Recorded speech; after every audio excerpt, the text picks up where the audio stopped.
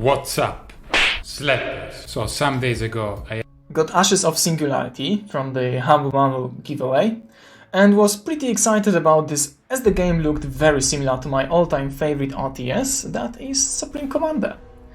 A great scale of battles, hundreds of units, base building, tech upgrades and a variety of ways to win a game. Oh damn, I love me some RTSes like that. Call me a boomer.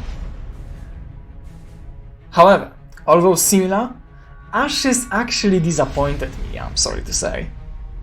It seemed that everything is there, as it should be, but SupCom does all of this much better, even though it is a game from, wait for it, 2007!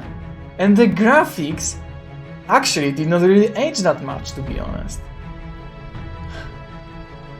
So, being a man of commitment and sheer will, as I am, after uninstalling Ashes, I went straight to my Steam library to pick up Supreme Commander, install Forged Alliance Forever, and invited Grześ to party up with me for some good old strategizing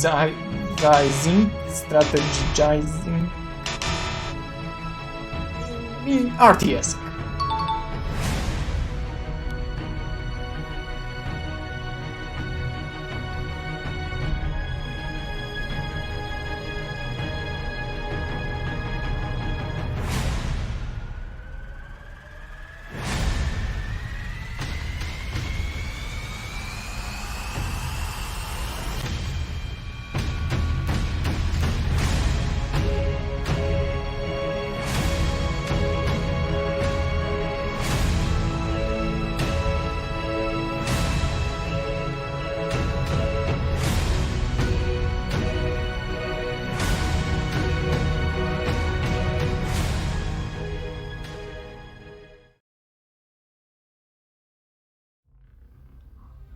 First thing that truly captures my attention is always how important it is to properly adjust the placing of the buildings, to make sure that they are built usually one next to another, so that they can benefit from the adjacency bonus, reducing costs of production or increasing the inherent abilities. Thanks to that, the endgame bases can expand to humongous sizes that look like crazy futuristic cities. Although not really.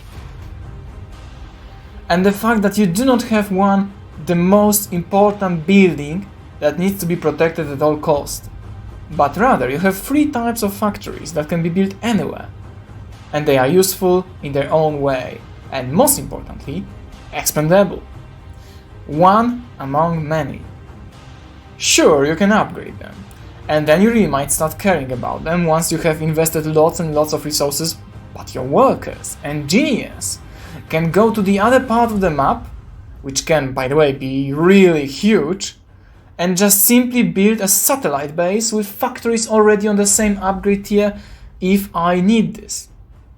And you gotta love the fact that SupCom allows you to do so from the very get-go, just from the very beginning when you start the game.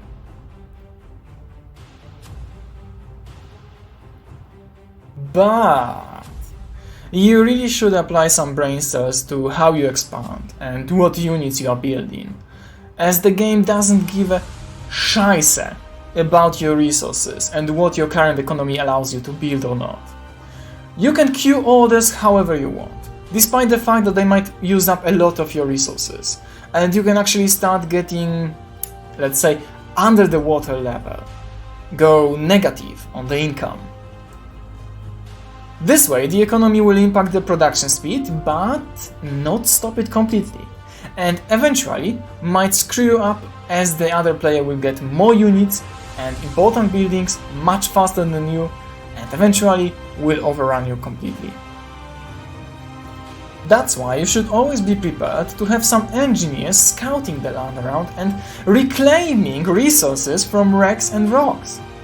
This game really shows that recycling is the future!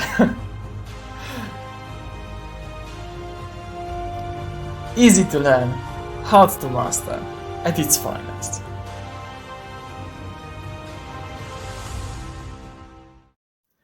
And the scale. Oh, the scale. There can be thousands of units on the map, perfectly visible when the map is completely zoomed out, each type with their own icons, representing even to which technology tier they belong. Goddamn Ashes of the Singularity, how disappointing you turned out to be when I realized that the only difference between how units show up on the map is the size of the boss dot icons assigned to them. In SupCom though, if you want to have a successful strike, you can definitely micromanage it. And there are lots of ways of doing that. My favorite is to first send dozens of expendable low tier units so that the defenses focus their fire on them, then quickly follow it up with higher tier units that will much more easily get rid of the already pretty beaten and distracted infrastructure. Because they are usually much tougher and we already with our hold took care of what could threaten them, or send a few fast plays that would be almost impossible to be hit by the anti-air defenses, and while they are occupied, send all the bombers I have that would completely evaporate whatever stands on the land. Eventually, of course, you can do it completely other way around. Order one of the final, huge experimental units to go in as the first line and make the smaller ones follow it behind. Some of them might not even have to move there conventionally, but rather teleport to an enemy's base or be transported there by the air transporters using a very easy function that is the ferry command. This game is so ahead of their times that it's really irreplaceable.